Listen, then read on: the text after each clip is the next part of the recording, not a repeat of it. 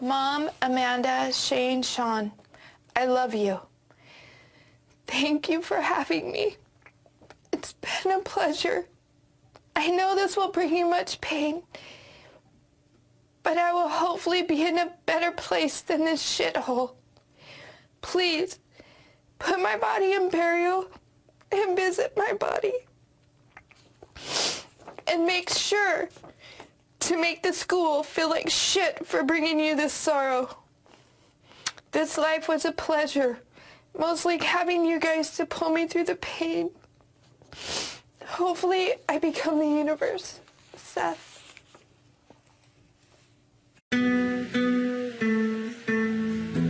Seth was a beautiful person. He was funny, he was artistic, he loved to read. After Seth came out in the 6th grade, he was made fun of, he was ridiculed, he was pushed into lockers, pushed on the ground, tripped. Seth's school did not care. If they did care about Seth, they would have addressed the problem. I talked to the vice principal about my concerns. He said, remind me next year. Seth's death was an accumulation of events over years. Seth called me and said, Mom, you have to come pick me up.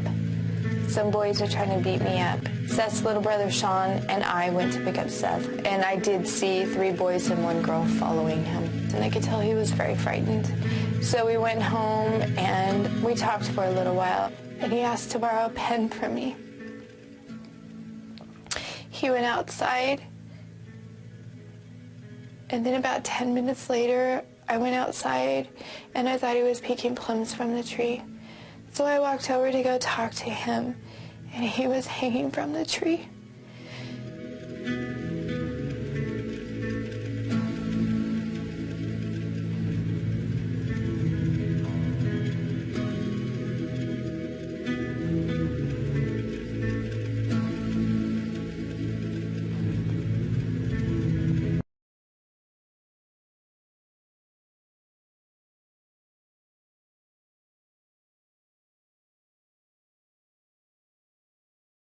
Anderson Cooper, AC 360, CNN weeknights 10 Eastern.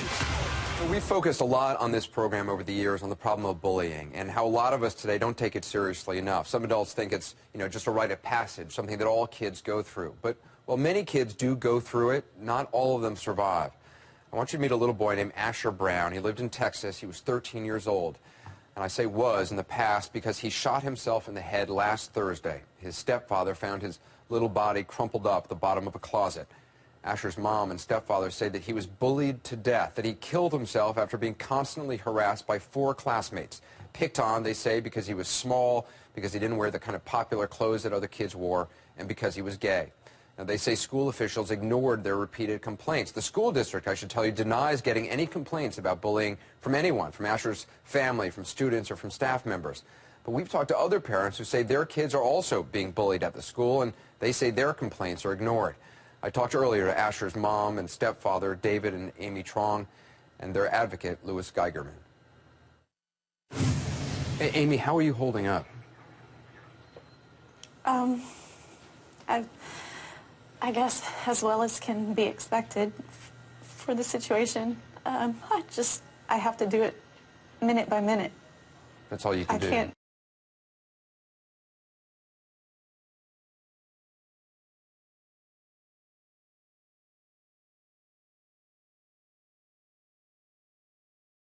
A student at Rutgers has killed himself after being secretly videotaped doing something that he knew would embarrass him with his family and with his parents. Let me tell you who he is. He's 18-year-old Tyler Clementi. Video of him being intimate with another guy was released on the internet, of him actually in the act, physical act, with another guy. It had such an impact on him that he committed suicide. And now his roommate and another student are being charged. They're being charged with invading his privacy This is a huge story. It's trending tonight on the internet. Everyone's talking about it because it was, you know, a story that originated on the internet, and that's why Brooke Baldwin's joining us right here at the very top of this newscast. It sounds to me, just from the conversations that you and I have had, like his roommate duped him. Essentially, not just his roommate, but his roommate and another girl that was with his roommate. They betrayed him. Absolutely. Betrayal. They duped him. Let me back up. Let me talk about it was his roommate.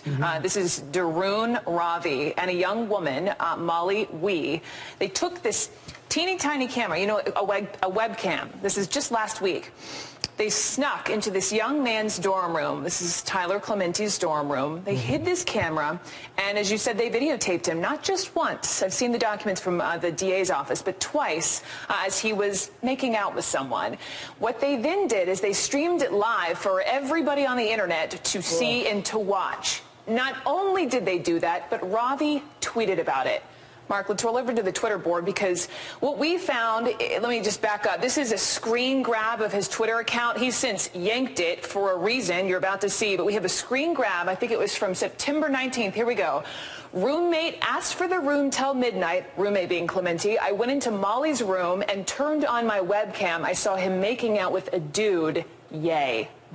Now, Robbie and Wee have both been charged with multiple counts of invasion of privacy, but obviously that's just part of the story. I understand that he told the roommate, and this is where the dupe part comes in, look, go ahead, I'll give you your privacy, I'm going to leave, you can do whatever, which, you know, roommates in college do this all the time, right? Of course. So it was a pretense. Of course. At some point, the roommate leaves, and he's there, and according to the tweet, and this we cannot confirm, he's in there with another guy, but the story moves on, because what happened was they had videotaped him and streamed it live 2 different days last week. The next day, so last Wednesday, if you're following me on the timeline here, Tyler Clementi killed himself. According to this family spokesperson, he jumped off of the George Washington Bridge into the Hudson River.